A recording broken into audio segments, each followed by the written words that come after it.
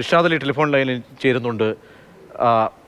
ശ്രീ ഇർഷാദ് അലി, ഇപ്പോൾ പ്രതിബന്ധം പൂർണ്ണമായും മാറിയിരിക്കുന്നു. സർക്കാരിൻ്റെ ഈ പ്രധാനപ്പെട്ട റിപ്പോർട്ട് പുറത്തേക്ക് വിടാം എന്നാണ് മനസ്സിലാക്കുന്നത്.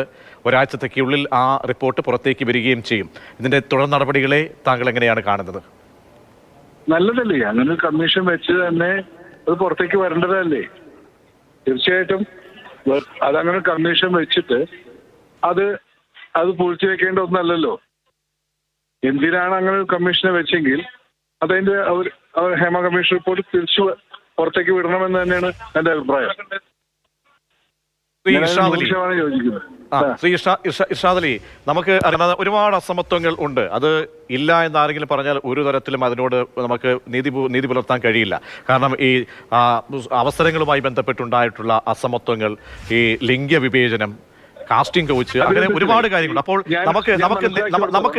നമുക്ക് മുന്നോട്ട് പോക്കിൽ സിനിമയുടെ സന്ദേശപരമായ പോക്കിൽ ഈ റിപ്പോർട്ട് എത്രത്തോളം ആധാരമായിരിക്കുമെന്നാണ് താങ്കളുടെ പ്രതീക്ഷ? എനിക്ക് തോന്നുന്നു, ഞാൻ അറിഞ്ഞിടത്തോളം ഇത് പറയരുത് അല്ലെങ്കിൽ പുറത്തു വിടരുത് എന്ന് പറഞ്ഞിട്ട് ഒരുപാട് ആളുകൾ അവിടെ കൊടുത്തിട്ടുണ്ട്, മൊഴി കൊടുത്തിട്ടുണ്ടെന്നാണ് ഞാൻ അറിഞ്ഞിടത്തോളം. അങ്ങനെ അതൊഴിച്ച് ബാക്കിയെല്ലാം വിടുന്നതെന്ന് എന്താ കുഴപ്പമെന്നാണ് ഞാൻ ചോദിക്കുന്നത്. എന്നാലും ഒരു പൊതുരൂപം, ഒരു രത്നച്ചുരുക്കം സർക്കാരിനും ഈ ഇതാണ് അവസ്ഥ എന്ന് പൊതുസമൂഹത്തിനും ഏറെക്കുറെ ചിന്തിക്കാവുന്ന ഒരു ഘട്ടമുണ്ടല്ലോ. എന്തിനായിരുന്നു പിന്നെ ഒരു ഹേമ കമ്മീഷന്റെ ആവശ്യം? ശ്രീ ഇർഷാദ്, ഹലോ, ഇർഷാദ് ഇങ്ങനെ കമ്മീഷനെ വെക്കുന്നതിന്റെ പിന്നിലുള്ള ഞാൻ ചോദിക്കുന്നത് ശ്രീ ഇർഷാദ്, ഇതൊരു ആധാരശിലയായിട്ട് സർക്കാരിന് മുന്നിലേക്ക് എത്തുകയാണെങ്കിൽ ചില കാര്യങ്ങൾ താങ്കൾ പറഞ്ഞതുപോലെ വ്യക്തിപരമായിട്ടുള്ള കാര്യങ്ങളെ ഹനിക്കപ്പെടാൻ പാടില്ല, വ്യക്തി സ്വാതന്ത്ര്യം അടക്കം ഹനിക്കപ്പെടാൻ പാടില്ല.